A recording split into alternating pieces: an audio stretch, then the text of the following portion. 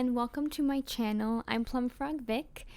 This is going to be a Sims 3 speed build for a Victorian styled home. I love building Victorian styled homes. I haven't built one in The Sims 3 before. I've only built them in The Sims 4.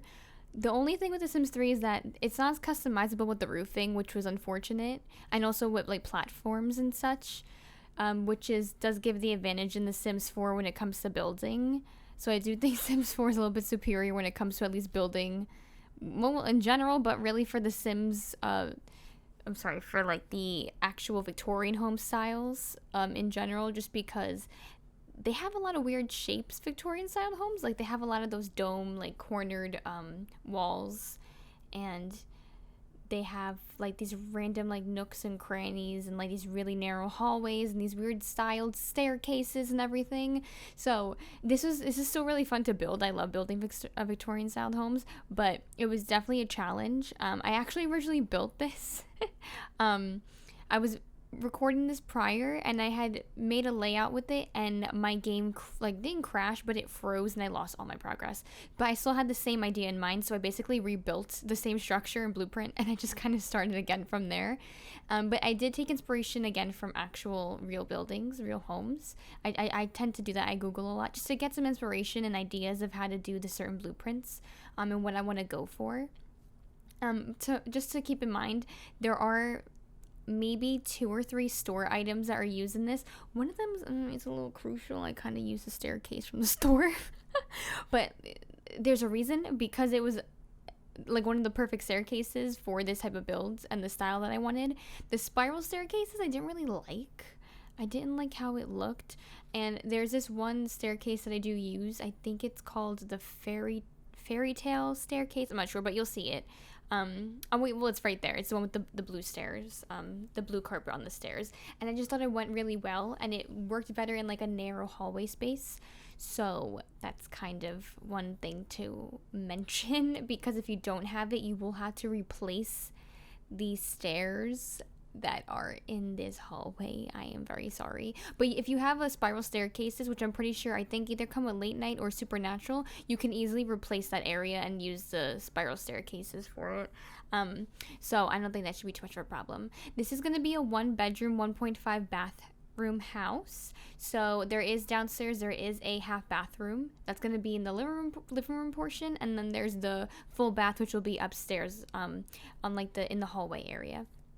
And so this part was really fun to do, just because I did a lot of customization, and it's something I just tend to do in general when I build in The Sims 3. I like to use the custom create a style tool. Does it make my game lag to all hell? Yes, it does. But I just go back into Edit Town, save it, and then go back into the build, and it's fine. You basically have to like exit back into Edit Town and go back into the save again, or into the build again, for it to like unlag, which is annoying, yes, but I will do it for The Sims 3 because it's The Sims 3 and I love it. But so I was doing a kitchen style here that was I wanted to be sort of slightly modernized, but still resembling a more Victorian styled home. So just in general with this house, I do kind of put not a modern twist necessarily, but I do kind of make it, I want it to be sort of like this house was built in like the early 1900s or really late 1800s or something, and it was renovated, and it was, there was upkeep with it, and then it was kind of like it was kind of,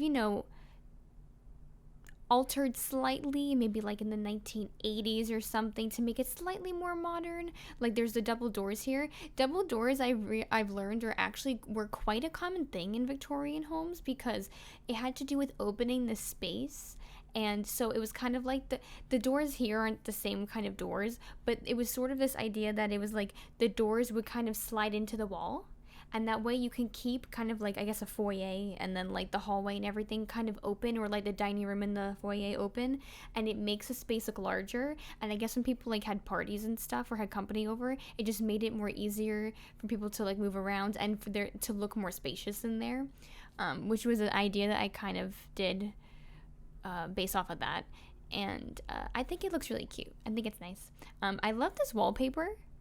I don't really use the wallpaper that much in The Sims 3. Like I'll use basically like random or like the typical like cream color, like dark browns and like white color paint for the wall usually, because I don't like to go too wild with it.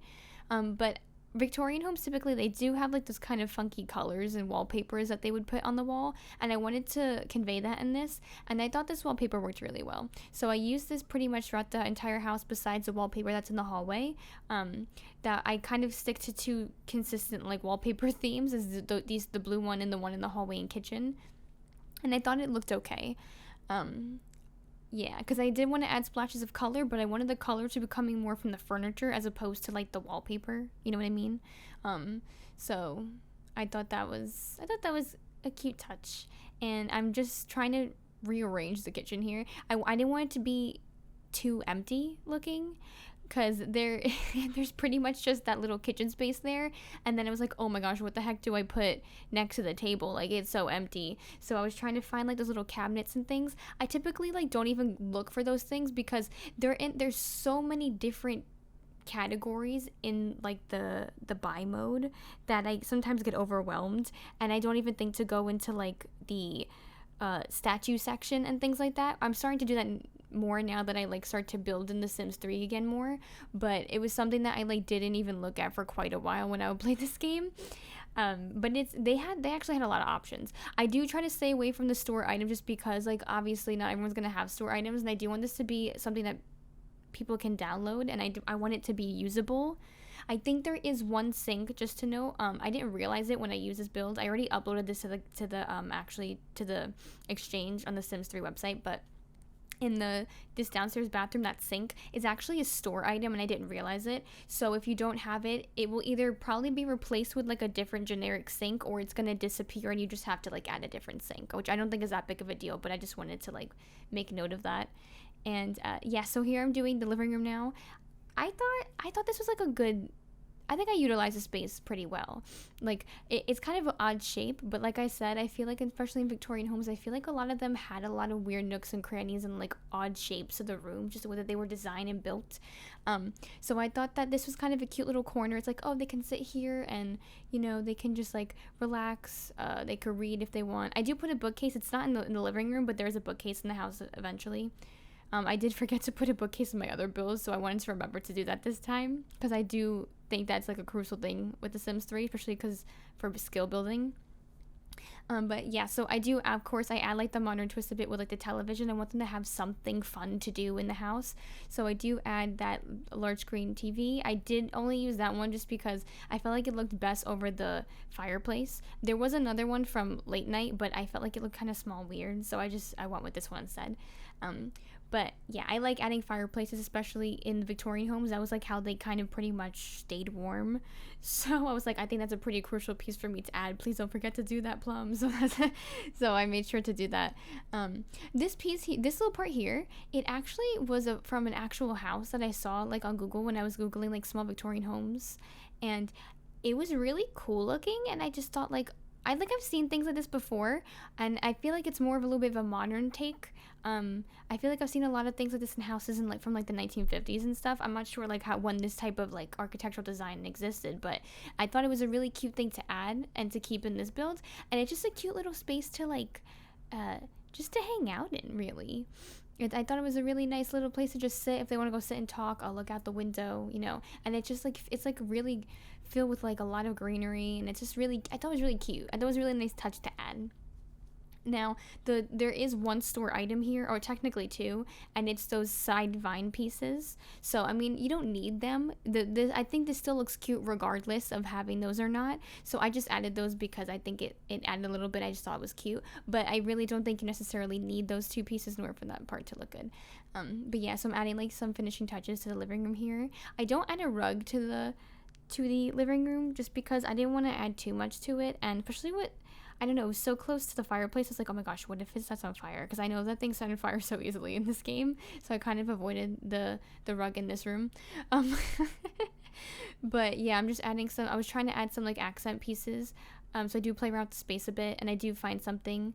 I do, for this build, for the most part, the main pack that I use for like the furniture is from the Supernatural pack, which of course just makes sense, because it's like everything was kind of olden Victorian styled, or at least a lot of it is in that pack, just because obviously the theme of it.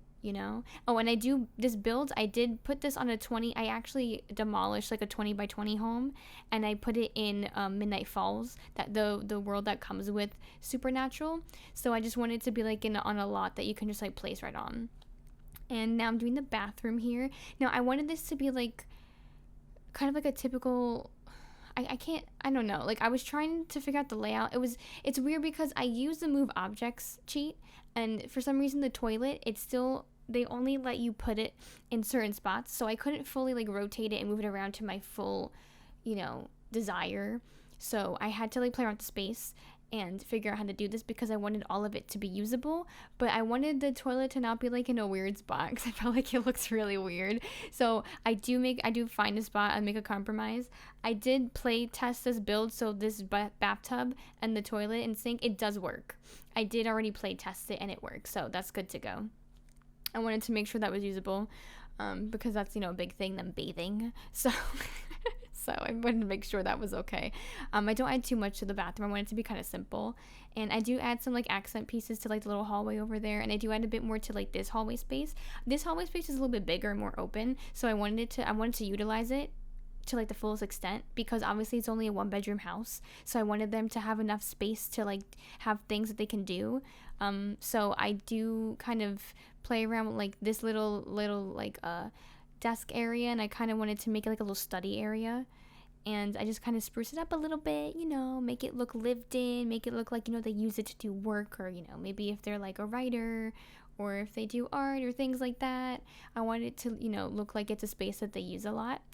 And I do use a lot of the paintings from Supernatural. I think I use pretty much every single painting that comes with the Supernatural pack in this build, because it just worked really well with the house too.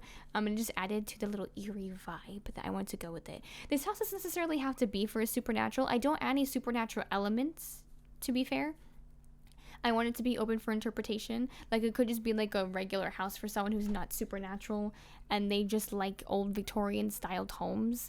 So you can always, of course, add Supernatural things if you want to. If you wanted to add, like, I don't know, like the wand display or like a broom stand or something, that's totally doable. I'm pretty sure there's some space you can add it in, like the hallway or somewhere like in this hallway up here, so there's definitely like some more customizability available if you wanted to really go all out with that. And of course, a grandfather clock I had to add. You need to add a grandfather clock to a Victorian style build. I feel like that's just like necessary. And then I was adding a little bit more just to this corner of the living room, because I felt like it was a little barren, and I just wanted it to be a little bit more filled in and looked like they used the space maybe to like entertain guests and things like that. And this is the bedroom. I guess you could call it the master bedroom, but it's also the only bedroom, so I guess it's open to interpretation, whatever you want to call it. And I wanted to stick to the color theme I had going on. I mostly use red and blue in this entire build. I wanted it to be like a certain color palette. I like doing that. It's just something fun to do when you're building in The Sims 3, since you do have that customizability available to you with this color create a color tool. And yeah, so I thought this bedding, I never like used this bedding pattern before, but I thought it was really cute. Like, it has grapes on it. Like, it's grapes and vinery. I was like, wait, I never used this before. This is so cute. So I added that, and then I fixed the drapery like on the back of the bed, and I made it match like the wallpaper to go with like the blue theme. And I do reuse the same rug that I used in the hallway, but I make a different color just to kind of go more with the color scheme that's going on here. And I just wanted to add some things like the wardrobe and some usable things like a mirror and stuff, just to utilize the space and not make it look so empty. And just like a cute, it's their cute cozy bedroom, So I do also add some little things there. Like, I like this plant. I think I use it in like 2 or 3 parts of this build. But I just thought it was cute and it looked good, I guess. And it was kind of just like plain and simple, so I used it a couple of times. This tapestry thing was actually really cute. So I added this and I kind of went with the colors of like the room and the bed specifically. And I thought it kind of mimicked the actual bed pattern that, like, comforter that I use, which I didn't even realize at first. So I was like, oh, this is really cool. So let me kind of like, go with the same color theme there. And so I did that. And I thought it looked kind of cute. So I kept that there. And I think I'm just adding some finishing touches here to the kitchen. And I do add a little balcony here right now. I was like, why not just utilize the space? The house that I had originally gotten inspiration from didn't have that, but I was like, why not, freaking add it? Well, of course, like, utilize everything. Who doesn't want a balcony? So I do end up adding that there, and I do like spruce it up a bit and add some stuff to it too in a bit. And of course you need the door to get there, otherwise it's kind of pointless to have the balcony with stuff on it because you can't get to it. So I do just kind of rearrange the section a little bit. And that door, some of the stuff, like there's some windows that glitch and don't work well in this game, and it's so sad because they're really nice. But thankfully I turned it around and it kind of fixed itself. So I was so thankful for that, because I really there weren't many doors to use in this little portion of the, like, that space of the house. But yeah, so I just add a little rocking chair and just like a little lights and something just to kind of make the space look, less empty there and kind of cute and decorated. The lighting is kind of, especially in this world, it's kind of gloomy.